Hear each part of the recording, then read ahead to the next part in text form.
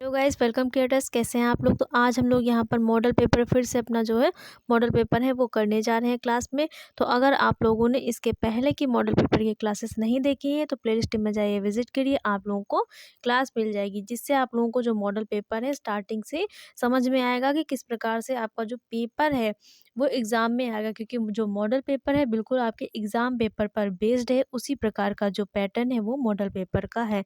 तो अगर आप लोगों ने क्लासेस नहीं देखी है तो प्लेलिस्ट में जाइए, विजिट करिए, आप लोगों को क्लासेस मिल जाएंगी। अगर चैनल को सब्सक्राइब नहीं किया है तो सब्सक्राइब कर लीजिए। आप लोगों को यहाँ पर होम साइंस से रिलेटेड क्लास 10th और 12th की सारी जो थ्योरी क्लासेस हैं प्लस जो मॉडल पेपर है क्वेश्चन क्लासेस है वो सब यहाँ पर देखने को मिलेंगी। तो आज हम लोग अपनी क्लास में दीर्घ उत्तरीय प्रश्न करने जा रहे हैं और सारे जो दीर्घ उत्तरीय प्रश्न हैं वो हम लोग कवर करेंगे। क्योंकि आपका जब पेपर होता है तो वहाँ पर दीर्घ उत्तरीय प्रश्न आपको कितने करने को होते हैं, 3 करने के लिए वहाँ पर दिए रहते हैं। और हर एक क्वेश्चन में अथवा करके 2 प्रश्न होते हैं। तो अगर ऐसे टोटल गिनेंगे तो वहाँ पर 6 क्वेश्चन होंगे, जिनमें से एक क्वेश्चन में 2 होगा। तो वहाँ पर आप लोगों को 3 प्रश्न करने होते हैं। लेकिन यहाँ पर हम लोग अथवा वाला भी करेंगे और यहाँ पर आप लोगों को 6 जो क्वेश्चन हैं वो करने को मिलेंगे एक साथ एक ही क्लास में, दीर्घ उत्तरीय प्रश्न के, वो भी मॉडल पेपर है आप लोगों का। और यहाँ से आपके एग्जाम में क्वेश्चन आने के बहुत बहुत चांसेस है, क्योंकि इंपॉर्टेंट जितने भी क्वेश्चन है वो आपको मॉडल पेपर में करवाए जा रहे हैं। तो पहला क्वेश्चन है, संसाधन के प्रकार के आधार पर खाद्य पदार्थों को किस प्रकार से वर्गीकृत किया जाता है। पहला क्वेश्चन पूछ रहा है कि संसाधन के प्रकार के आधार पर खाद्य पदार्थों को किस प्रकार से वर्गीकृत किया जाता है। और अथवा करके इसी में दूसरा क्वेश्चन भी दिया हुआ है कि यहाँ पर दिया होता है कि 2 क्वेश्चन, अगर पहला वाला अगर आपको नहीं आ रहा है बोर्ड एग्जाम में तो आप लोग क्या करेंगे, दूसरे क्वेश्चन पे आएंगे। उसी क्वेश्चन के नीचे दूसरा अथवा करके दिया होता है कि इसमें भी दिया हुआ है 3 वर्ष से 8 वर्ष तक के बच्चों की गतिविधियों एवं अनुभवों में वृद्धि होती स्पष्ट कीजिए। तो यहाँ पर आप लोग देख सकते हैं कि एक साथ 2 प्रश्न दिए हुए हैं और क्वेश्चन नंबर 16 है, 16 में ही 2 प्रश्न दिए हुए हैं। तो अगर आपको इसमें से जो भी क्वेश्चन आ रहा है वो करना चाहते हैं, कौन सा जो भी करना है तो उसको यहाँ पर कर सकते हैं। अगर अगर मान लीजिए आपको यहाँ पर करना है, ये क्वेश्चन आ रहा है तो इसको करिए, अथवा इसमें से पहला नहीं आ रहा है तो यहाँ पर दूसरा कर सकते हैं। तो आपको वहाँ पर जो नंबर है वो उतने ही मिलेंगे, लेकिन दोनों में से कोई एक ही करना होता है, उसी के अनुसार आपको आंसर करना होता है। तो दूसरा क्वेश्चन पूछ रहा है कि 3 वर्ष से 8 वर्ष तक के बच्चों की गतिविधियों एवं अनुभवों में वृद्धि होती है, स्पष्ट कीजिए। तो यहाँ पर हम लोग आंसर देखते हैं और ये जो आंसर ये पहले वाले क्वेश्चन का पहला वाला जो संसाधन के प्रकार है इसका आंसर यहाँ पर है। पूछा बताया गया कि खाद्य पदार्थों का वर्गीकरण संसाधन की सीमा और निम्नलिखित प्रकार से किया जाता है। जो खाद्य पदार्थों का वर्गीकरण होता है वो संसाधन की सीमा और प्रकार पर निम्नलिखित प्रकार से किया जाता है, जिसमें से पहला है न्यूनतम संसाधित खाद्य। पहला क्या है, न्यूनतम संसाधित खाद्य। ये कम से कम संसाधित पदार्थ होते हैं जिनसे ताजे खाद्य पदार्थों की गुणवत्ता बनी रहती है। और सामान्यतः इसके लिए प्रयोग में लाई जाने वाली प्रक्रिया है साफ करना, काट छाँट करना, छीलना, पतले टुकड़े करना और निम्नलिखित ताप पर अर्थात प्रशीतन ताप पर भंडार करना। तो न्यूनतम संसाधित खाद्य कौन से होते हैं, वे खाद्य पदार्थ जिनसे ताजे खाद्य पदार्थों की गुणवत्ता बनी रहती है। और इसके लिए इसमें प्रयोग लाने वाली जो प्रक्रियाएं हैं वो हैं साफ करना, काट छाँट करना, छीलना, पतले टुकड़े करना और निम्नलिखित ताप अर्थात प्रशीतन ताप पर भंडार करना। अगर ये सारे टॉपिक आपको डिटेल में पढ़ने हैं तो प्लेलिस्ट में जाइए, आप लोग को सारी क्लासेस जो है एक एक चैप्टर जो है डिटेल थ्योरी क्लास वहाँ पर मिल जाएगी। यहाँ पर हम लोग केवल क्वेश्चन आंसर जो है सॉल्व करेंगे। दूसरा है इसमें संरक्षित खाद्य। संरक्षित खाद्य कौन से होते हैं, इसके अंतर्गत संरक्षण के लिए प्रयुक्त की गई विधियाँ उत्पाद के गुणों में अधिक परिवर्तन नहीं करती, जैसे कि हीम शीत मटर, निर्जलीकृत सब्जियाँ और डिब्बाबंद फल आदि। संरक्षित खाद्य का मतलब होता है यहाँ पर जो भोज्य पदार्थ जो उत्पाद जो प्रयुक्त किए जाते हैं उनके गुणों में परिवर्तन नहीं किया जाता, बल्कि जैसे वो होते हैं उनको वैसे ही संरक्षित कर लिया जाता है। जैसे कि हीम शीत मटर हो गया, निर्जलीकृत सब्जियां हो गई, डिब्बाबंद फल है वो। विनिर्मित जो खाद्य हैं वो क्या होते हैं, इस प्रकार के उत्पादों में कच्ची सामग्री की मूल विशेषताएं समाप्त हो जाती हैं और संरक्षण के कुछ बुनियादी तरीकों का उपयोग किया जाता है, जैसे नमक, शक्कर, तेल या रासायनिक संरचनों का उपयोग किया जाता है। विनिर्मित जो खाद्य पदार्थ होते हैं उनमें जो कच्ची सामग्री की जो मूल विशेषताएं होती वो समाप्त हो जाती है और संरक्षण के बुनियादी तरीकों का उपयोग किया जाता है, जैसे कि नमक, शक्कर, तेल। रासायनिक संरचनाओं का उपयोग किया जाता है। इसके उदाहरण हैं अचार, जैम, मुरब्बा, शरबत, पापड़ और बड़ी। तो ये सब क्या है? विनिर्मित खाद्य पदार्थ है। मतलब जैसे कि अचार बनाया जाता है तो वहाँ पर जो कच्चे आम की जो विशेषता है, वो जो गुण होता है उसका वो समाप्त हो जाता है, लेकिन उसको संरक्षित करने के लिए जो है अचार के रूप में उसका स्वरूप जो है बदल करके उसे दूसरे फॉर्म में कन्वर्ट करके उसको विनिर्मित करके उसको संरक्षित किया जाता है। अगला है फॉर्मूलाबद्ध खाद्य। ऐसे खाद्य पदार्थ जो अलग अलग अवयवों की मिश्रण और प्रसंस्करण द्वारा तैयार किए जाते हैं, जिससे प्राप्त खाद्य उत्पादों का शेल्फ काल अपेक्षाकृत अधिक हो सके। इसके उदाहरण हैं डबल रोटी, बिस्किट, आइसक्रीम इत्यादि। तो फॉर्मूलाबद्ध खाद्य पदार्थ कौन से होते हैं? ऐसे खाद्य पदार्थ जो अलग अलग अवयवों की मिश्रण और प्रसंस्करण द्वारा तैयार किए जाते हैं, जिससे प्राप्त खाद्य उत्पादों का जो शेल्फ काल है वो अपेक्षाकृत अधिक होता है। और इनके उदाहरण हैं डबल रोटी, बिस्किट, आइसक्रीम आदि। अगला है खाद्य व्युत्पन्न। उद्योग उद्योग में खाद्य उत्पादों के संगठकों को कच्ची सामग्री से शोध द्वारा प्राप्त किया जा सकता है, जैसे गन्ने से शक्कर और तिलहन से तेल। खाद्य उत्पन्न क्या होता है? खाद्य पदार्थ से जब दूसरा कोई खाद्य पदार्थ जो है उत्पादित होता है उस पर प्रक्रिया करने से, तो वो होता है खाद्य उत्पन्न। जैसे सरसों पर प्रक्रिया करी जाएगी तो सरसों से क्या निकलेगा? तेल निकलता है। गन्ने पर प्रोसेसिंग होगी तो क्या निकलेगा? जो है जूस निकलेगा, उससे क्या निकाली जाएगी? शक्कर बनाई जाती है। अन्य मामलों में व्युत्पन्न अथवा संगठन को और अधिक संसाधित किया जाता है, जैसे तेल का वनस्पति घी में परिवर्तन। और अन्य मामलों में क्या किया जाता है? जो भी व्युत्पन्न प्राप्त होता है उसको और भी ज़्यादा संसाधित करके उससे दूसरा कोई जो प्रोडक्ट है वो बना लिया जाता है, जैसे तेल का वनस्पति घी में परिवर्तन। संश्लेषित खाद्य, यह उत्पाद सूचना और जैविक अथवा रासायनिक संश्लेषित द्वारा विनिर्मित किए जाते हैं। उदाहरण के लिए उद्योगों में उपयोग में आने वाले एंजाइम और पोषक, जैसे कि विटामिन।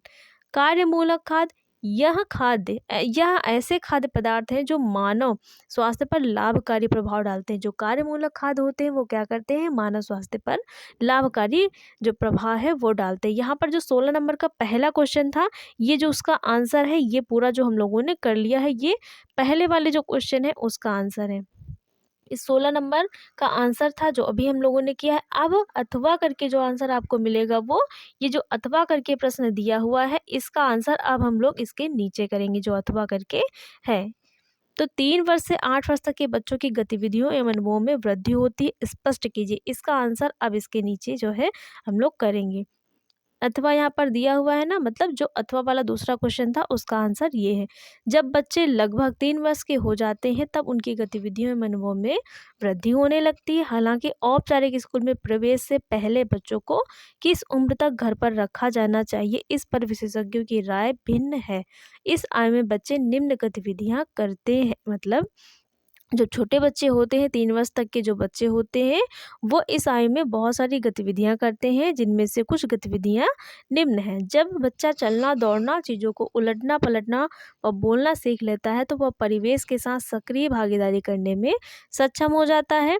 बच्चे अपने आसपास के लोगों और चीज़ों के साथ परस्पर व्यवहार से समस्त जानकारी एकत्र करते हैं।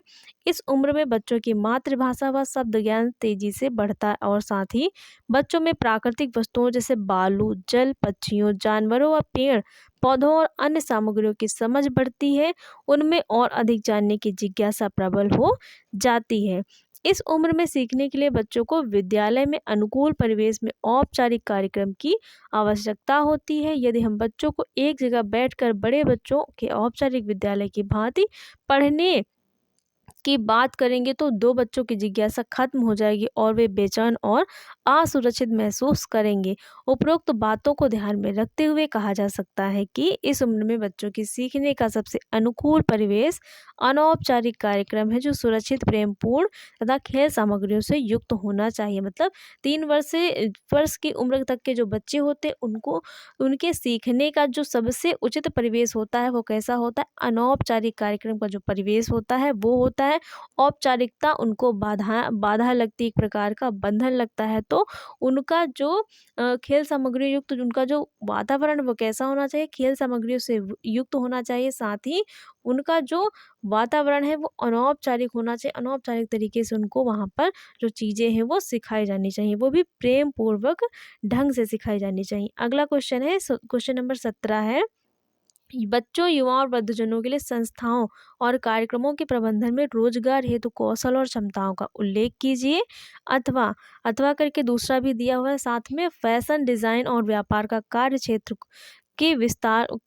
को विस्तार में समझाइए। तो यहाँ पर 17 नंबर में भी 2 क्वेश्चन आपको देखने को मिल रहे हैं। इसी प्रकार से आपके पेपर में भी आपको 2 क्वेश्चन एक साथ में देखने को मिलेंगे। तो इन दोनों में से भी आपको कोई एक करना है, या तो ऊपर वाला करिए या फिर जो अथवा करके दिया हुआ है उसको करिए। तो यहाँ पर पहले हम लोग 17 नंबर जो पहले ऊपर क्वेश्चन दिया हुआ है उसको सॉल्व करेंगे, उसके बाद उसके नीचे अथवा करके दूसरा आंसर जो सेकंड आपका क्वेश्चन दिया हुआ है उसको सॉल्व करेंगे। तो पहले जो क्वेश्चन 17 नंबर है उसका आंसर देख लेते हैं। बच्चों, युवाओं और वृद्धजनों के लिए संस्थाओं और कार्यक्रमों के प्रबंधन में रोजगार हेतु कौशल और क्षमताओं का उल्लेख निम्न है। पहला है जन कौशल, किसी भी संगठन में काम करने अथवा उसे चलाने के लिए विभिन्न पदों पर कार्य करने वालों से बातचीत की आवश्यकता होती है, जैसे समाज समुदाय। बच्चों, युवा एवं वृद्धों के लिए किसी भी कार्यक्रम अथवा संगठन की सफलता के लिए उसे समाज या समुदाय में सम्मिलित होकर उनके साथ परस्पर कार्य करने की आवश्यकता होती है। समाज समुदाय की भागीदारी को बढ़ावा देना चाहिए, उनकी भागीदारी से ही कार्यक्रम की योजना प्रबंधन एवं क्रियान्वयन करना चाहिए। निजी क्षेत्र, इस क्षेत्र के तहत वित्तीय संस्थानों, कंपनियों और संगठनों को शामिल किया गया है जो जीवन नवाचारी संबंधित कार्यक्रमों की सहायता के लिए अनिवार्य रूप से आगे आए हैं। यह निजी क्षेत्र के लिए सामाजिक दायित्व को पूरा करने का एक अवसर है। अगला है सरकारी अधिकारी, संगठन या कार्यक्रमों को चलाने के लिए विभिन्न विभागों की सरकारी अधिकारियों से बातचीत करने की जरूरत होती है। संगठन में काम करने वाले व्यक्ति संगठन को नियमित रूप से चलाने के लिए वहां संलग्न सभी लोगों के मध्य परस्पर में मैत्रीपूर्ण संबंध होने आवश्यक है। यह किसी भी संगठन की सफलता के लिए महत्वपूर्ण है। मतलब अगर किसी भी संगठन को चलाना है तो उसको चलाने के लिए क्या चाहिए, सबसे पहले जन कौशल चाहिए। मतलब जो लोग हैं उनके अंदर क्या होना चाहिए, कौशल होना चाहिए। उन कौशल को ढूंढने के लिए सबसे पहले लोगों से बातचीत करनी चाहिए कि कौन सा व्यक्ति किस पद के लिए उपयुक्त होगा। उसके बाद समाज और समुदाय, मतलब समाज में आ करके जो परस्पर एक दूसरे की आवश्यकता है उनको ढूंढना चाहिए। फिर समाज समुदाय की भागीदारी को बढ़ावा देना चाहिए, उनकी भागीदारी से ही कार्यक्रम की योजना प्रबंधन एवं क्रियान्वयन करना चाहिए। मतलब जितने ज़्यादा लोग आपका जो संस्थान है उसमें कार्य करने के लिए उत्सुक होंगे, उतनी ही ज़्यादा ज़्यादा उनकी जो भागीदारी है वहाँ पर बढ़ेगी। उसी के अनुसार आपका जो प्रबंधन है उसका क्रियान्वयन होगा।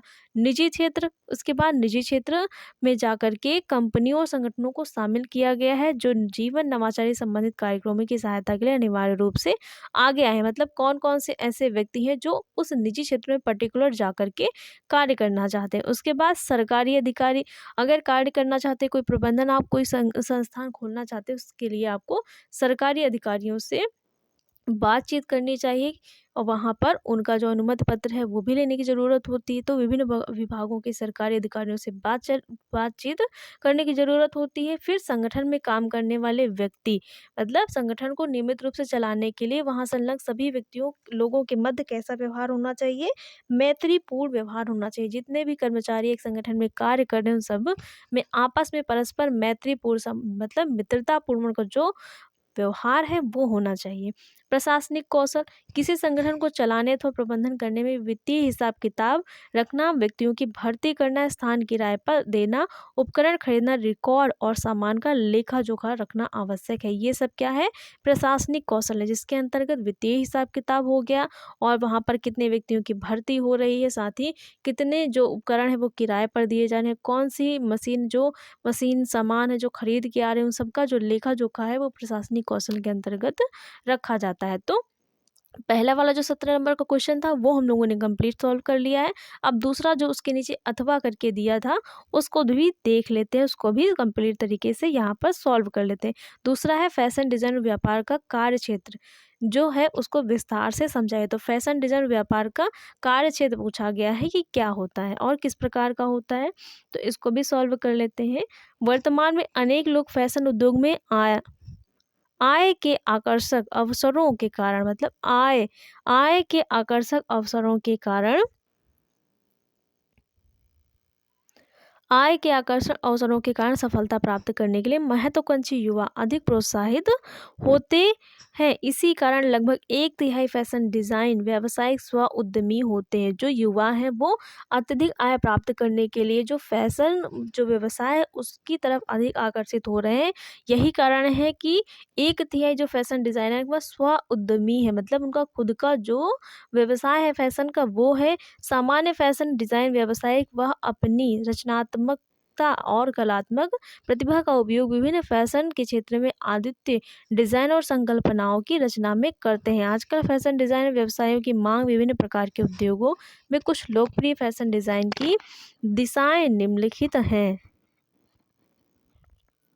जिसमें से पहला है दृश्य व्यापार डिजाइन। यह निम्न कार्यों के लिए उत्तरदायी होते हैं।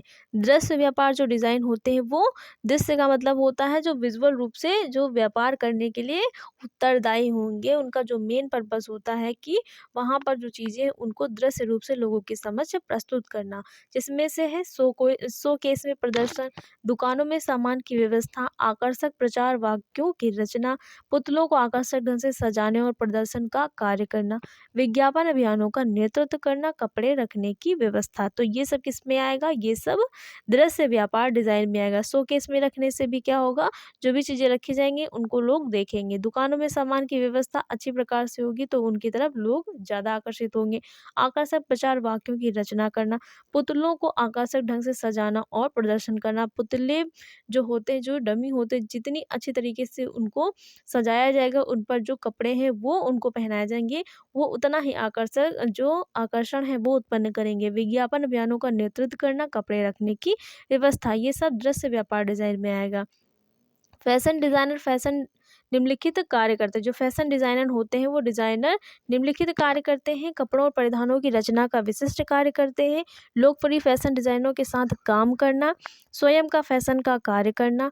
सेट डिजाइनर जो फैशन डिजाइनर होते हैं वो क्या करते हैं, कपड़ों और परिधान का डिजाइन करते हैं, साथ ही उनकी विशिष्ट रचना का कार्य करते हैं और साथ ही स्वयं का जो फैशन का कार्य होता है वो भी करते हैं। जो सेट डिजाइनर होते हैं वो उनके कार्य दूसरे होते हैं। ये चलचित्र के लिए डिजाइन करते हैं, व्यापार प्रदर्शनों और संग्रहालयों के लिए डिजाइन तैयार करते हैं, टेलीविजन के लिए सेट डिजाइन करना और नाटकों के लिए सेट डिजाइन करना। ये किसका कार्य होता है, जो सेट डिजाइनर होते हैं उनका कार्य होता है कि जो भी चीजें हो रही हैं उनके वहाँ का जो सेटअप होगा वो कैसा होगा, वो सेट डिजाइनर जो है तय करता है।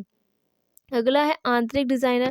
आंतरिक डिजाइनर का प्रमुख लक्ष्य कार्य को पूरी तरह निर्देश के अनुरूप करना होता है। उनका प्रमुख कार्य किसी भी विशेष स्थल क्षेत्र को ऐसा आंतरिक रूप देना है जो उसके सौंदर्य, सुरक्षा और क्रियाशीलता में वृद्धि करे, जैसे खुदरा दुकानें, घर, दफ्तर, अस्पताल, होटल आदि। मतलब जो आंतरिक डिजाइनर होते हैं, जो इंटीरियर जो डेकोरेटर होते हैं वो क्या करते हैं, आंतरिक रूप से किसी भी स्थल को जो है सजाने, उसको सुंदर दिखाने का कार्य करते हैं, साथ ही उसके उसमें जो क्रियाशीलता होती है उसमें उसको वृद्धि करने का कार्य करते हैं। तो किसी भी स्थान या संस्थान की क्रियाशीलता में वृद्धि लाना, उसे सौंदर्य और सुरक्षित रूप से दिखाना, साथ ही उसे आकर्षक दिखाना, यह किसका कार्य होता है, जो इंटीरियर जो डेकोरेटर होते हैं उनका कार्य होता है।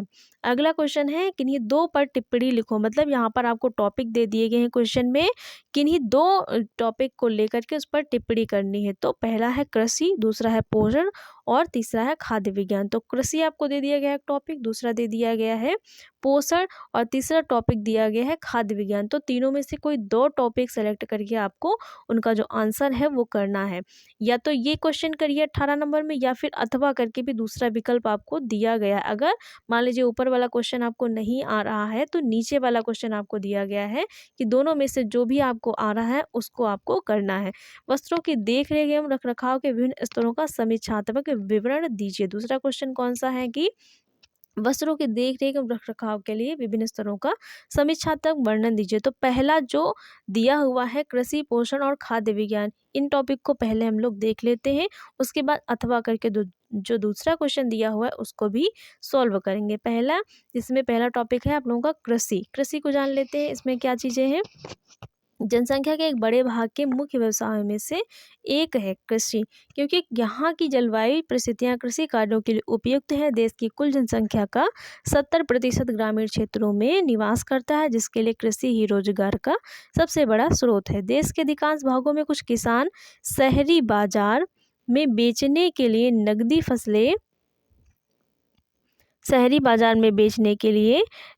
फसलें उगाते हैं, और कुछ क्षेत्रों में आर्थिक महत्व वाली फसलें जैसे चाय, कॉफ़ी, इलायची, रबर आदि उगाते हैं, क्योंकि इसे विदेशी मुद्रा प्राप्त होती है। तो विदेशी मुद्रा प्राप्त होने वाली फसलें कौन कौन सी हैं? चाय, कॉफ़ी, रबर, इलायची, ये सब विदेशी मुद्रा प्राप्त होने वाली जो फसलें हैं वो हैं, क्योंकि इनसे विदेशी मुद्रा प्राप्त होती है। भारत विश्व में काजू, नारियल, दूध, अदरक, हल्दी और काली मिर्च के सबसे अधिक उत्पादन करने वाले देशों में शामिल है। तो भारत में सबसे ज़्यादा जो पैदावार होती है वो किसकी होती है? काजू, नारियल, दूध, अदरक, हल्दी और काली मिर्च, इन सब की पैदावार भारत में सबसे अधिक होती है। ये भी क्वेश्चन आपके एग्जाम में बन सकते हैं। इसके अतिरिक्त मछली पकड़ना भी भारत का महत्वपूर्ण व्यवसाय है। तो भारत का जो महत्वपूर्ण व्यवसाय है वो कौन सा है? मछली पकड़ना।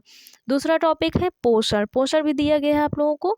तो पोषण वह विज्ञान है जिसमें पोषक तत्वों और अन्य पदार्थों के साथ साथ शरीर द्वारा उनके पाचन, आवश्यक शोषण और उपयोग का अध्ययन किया जाता है। पोषण का संबंध भोजन और खाने के सामाजिक, मनोवैज्ञानिक और आर्थिक पहलुओं से भी है। संक्रमण से सुरक्षा प्रदान करने और विभिन्न प्रकार की बीमारियों का सामना करने के लिए सही पोषण महत्वपूर्ण है।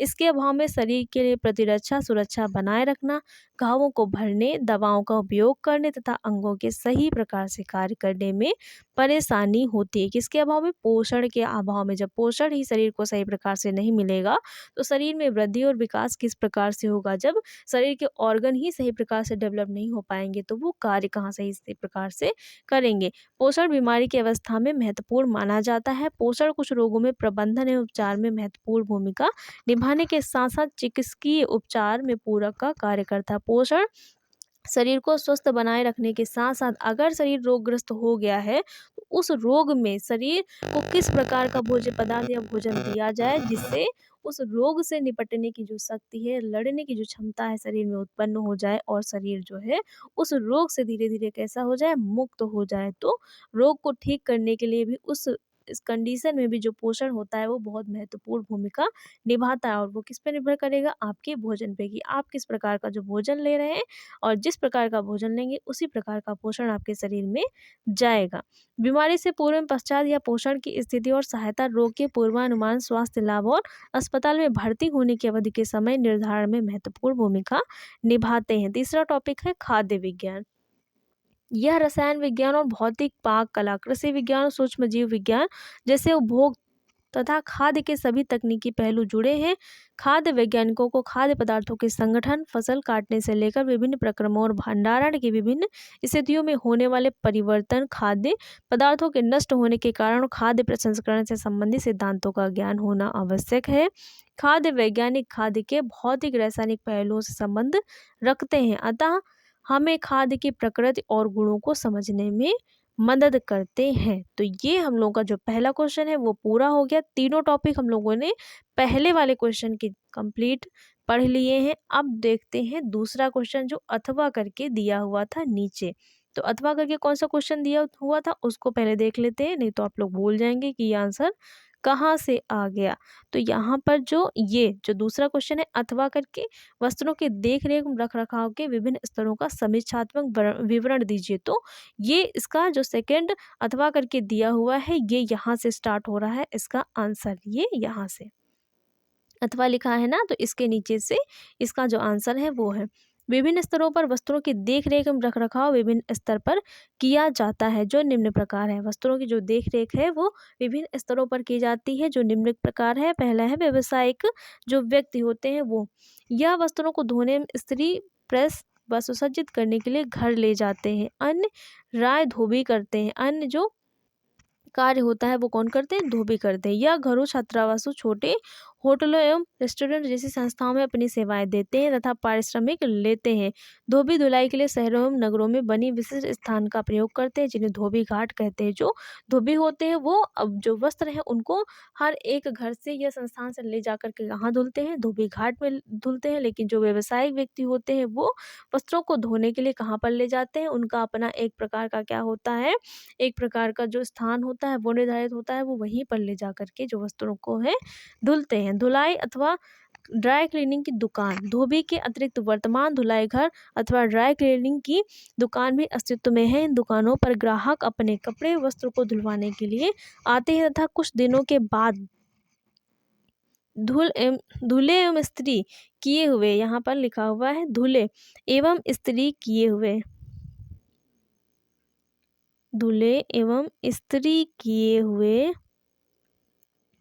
वस्त्रों को ले जाते हैं। बड़े घरों के शहरों में विभिन्न केंद्र होते हैं। यहाँ विशेष रूप से छात्रावास, होटल, छोटे होटल, रेस्टोरेंट और छोटे अस्पताल एवं नर्सिंग होम जैसे संस्थानों के लिए होते हैं। कुछ धुलाई घर या ड्राई क्लीनिंग की दुकानें घरों व संस्थाओं से वस्त्रों को लेने दुकानों तक पहुंचाने की सुविधा भी उपलब्ध कराती हैं। मतलब कुछ जो ड्राई क्लीनिंग होते हैं, उनकी शॉप होती है, वो घर व दुकानों से जो वस्त्र है वो उनको ले जाते हैं और साथ ही वहाँ पर धुलने के बाद पहुंचाने का कार्य भी करते हैं।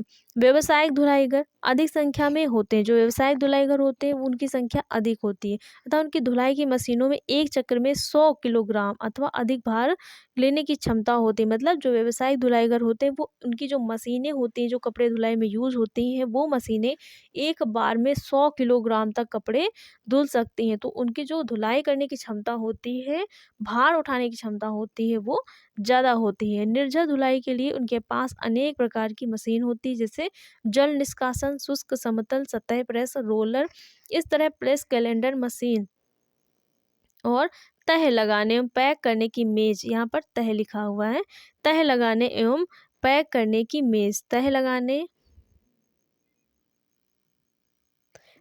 में पैक करने की मेज और सामान को एक स्थान से दूसरे स्थान तक ले जाने की ट्रॉलियां, सभी व्यावसायिक प्रतिष्ठानों में रिकॉर्ड रखने की व्यवस्था होती है। जब कोई वस्त्र आता है तो उसका निरीक्षण किया जाता है, कोई भी नुकसान अथवा आवश्यक विशेषता को लिख लिया जाता है। मतलब जब कोई वस्त्र आता है तो जिस भी प्रकार का आता है उसकी सारी डिटेल्स वहाँ पर नोट करी जाती है और इसके पश्चात एक रसीद दी जाती है। जो वस्त्र देने आता है उसको एक रसीद भी दी जाती है, जिस पर वस्त्रों की संख्या व प्रकार तथा उनके तैयार होने पर देय तिथि लिखी जाती है। और जो व्यक्ति वहाँ पर वस्त्रों को धुलवाने के लिए लेकर के आता है, वहाँ पर उसके वस्त्रों का जो भी प्रकार होता है, जितनी संख्या होती है, वो सब उस रसीद में नोट करके उसको दे दी जाती है। और साथ ही उसमें ये भी लिख दिया जाता है कि कौन सी डेट को आपके कपड़े आपको मिलेंगे या आप अपने कपड़े लेने आ सकते हैं। तो उस रसीद में ये सारी जो डिटेल है वो लिख करके व्यक्ति को दी जाती है, जिस व्यक्ति के वहाँ पर जो कपड़े हैं वो होते हैं। ग्राहक को दी गई रसीद के अनुरूप प्रत्येक वस्त्र पर कोड टैग लगाया जाता है, जिससे वस्त्रों की पहचान आसानी से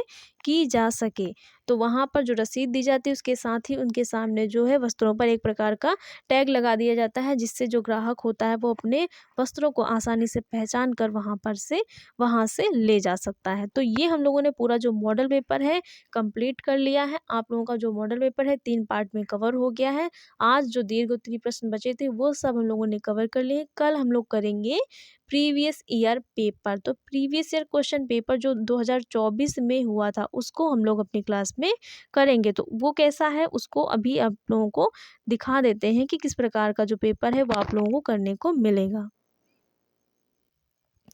तो गाइस ये आप लोग देख सकते हैं कि यहाँ पर थंबनेल में देख सकते हैं कि जो प्रीवियस ईयर क्वेश्चन पेपर है 2024 का पेपर जो रिसेंट में अभी हुआ था, उसको हम यहाँ पर हम लोग अपनी क्लास में अब सॉल्व करना स्टार्ट करेंगे, क्योंकि एक मॉडल पेपर कंप्लीट हो चुका है। आप लोगों को पेपर का पैटर्न सारी चीज़ें जो है वो पता चल चुकी हैं कि किस प्रकार से जो पेपर है वो आएगा। अब हम लोग जो पेपर आया हुआ है, जो हो चुका है अभी रिसेंट में 2024 में आया था, क्लास 12th होम साइंस का जो पेपर आया था उसको पूरा जो है डिटेल सॉल्यूशन के साथ यहाँ पर कंप्लीटली जो है पूरा सॉल्व करेंगे, जिससे आप लोगों को ये बिल्कुल एकदम क्लियर हो जाएगा कि पेपर एज इट इज़ कैसा आता है। क्योंकि आप लोगों के सामने वही पेपर होगा जो अभी रिसेंट में हुआ था, 2024 का जो पेपर है वो पूरा हम लोग यहाँ पर क्लास में सॉल्व करेंगे। तो गाइस अब लोगों को क्लास कैसी लगी? अगर क्लास अच्छी लगी हो तो वीडियो को लाइक शेयर और चैनल को सब्सक्राइब करिएगा। साथ ही कमेंट ज़रूर करिए, क्योंकि हर सारी आपकी जो कमेंट्स हैं वो देखी जाती हैं और उसी के बेस पे आप लोगों को जो चीज़ें हैं वो करवाई जाती हैं। तो गाइस जो कमेंट है वो करिएगा, साथ ही वीडियो को ज़्यादा से ज़्यादा शेयर करिए, जिससे जो बच्चे हैं उनको बहुत ज़्यादा जो लाभ है वो मिल सके। अगर उन्होंने अभी भी तैयारी शुरू नहीं की है तो अब लास्ट चांस है कि आप यहाँ से तैयारी शुरू कर सकते हैं और अपना जो पेपर है उसको बहुत अच्छा जो है दे सकते हैं और बहुत ज़्यादा जो नंबर है वो अपने पेपर में स्कोर कर सकते हैं। Thanks for watching guys.